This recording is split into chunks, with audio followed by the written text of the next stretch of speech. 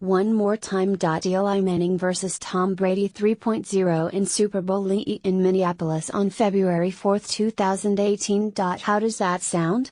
Super Bowl prediction: Giants 27, Patriots 24. Winning formula for a Giants Super Bowl three-peat over the Patriots: pressure Brady relentlessly. Manning and Brady were chatting on the field in Foxborough following last week's preseason game.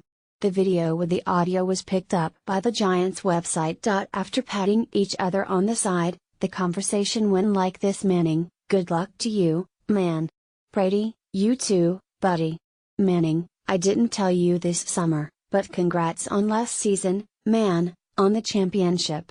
It was awesome. It was a great game, it was fun to watch. Proud of you. Brady, thank you, man. They shook hands.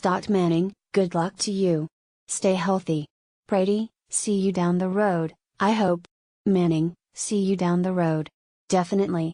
Okay, so what did they mean?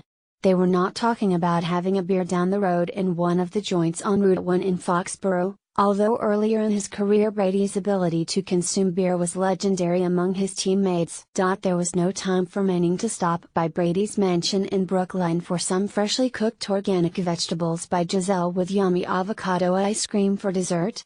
Don't forget the kale. They were not talking about the Pro Bowl because Brady never shows up and Manning has only made it a handful of times. The Giants and Patriots don't meet again in the regular season until 2019. So, they must have been talking about facing off in the Super Bowl for the third time with the Giants up 2-0. Eli has been the kryptonite to Brady's Superman.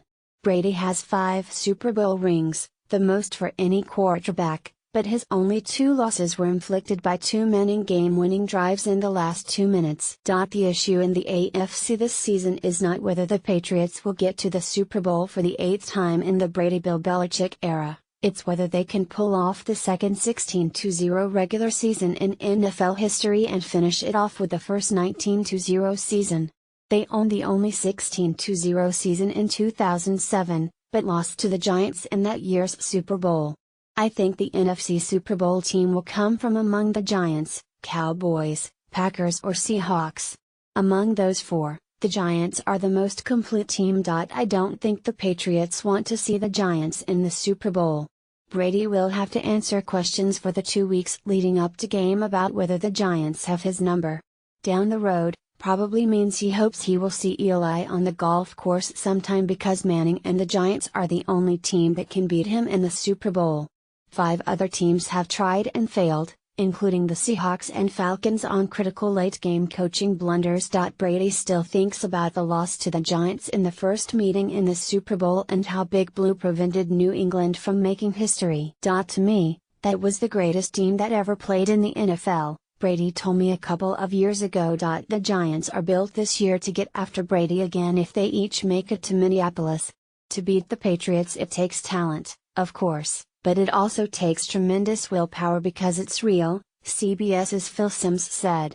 Everybody says we are ready to play 60 minutes. Are you really? They do it. That's all they know. It's going to take smart coaching. You have to be great at X's and O's on both sides of the ball. They are the most complicated team that I've ever seen. Simms likes what he sees of his former team going into the season. They are a tough matchup against anybody. But also the Patriots will be a really tough for the Giants if they meet in the Super Bowl, he said. Both defenses could be tough on the offenses. The Giants' defense could create some problems. They got everything. They got cover guys and rushers.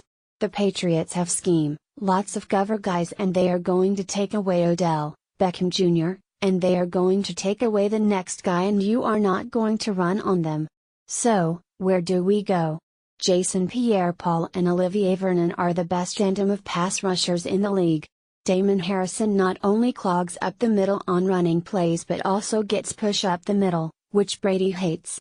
Jay Bromley and rookie Dalvin Tomlinson will split the other defensive tackle spot. JPP looked incredibly motivated in the preseason to live up to his 4-year $62 million contract. Michael Strahan and Osi Umenyiora were the starting defensive ends back in 2007 with Justin Tuck rotating in. Barry Cofield and Fred Robbins were the defensive tackles. On passing downs, Tuck moved inside with Strahan and Umanura on the outside.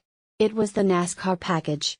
Brady was sacked 5 times. Tuck and JPP were the defensive ends in 2011 with Linval Joseph and Chris Candy inside. Brady was sacked twice.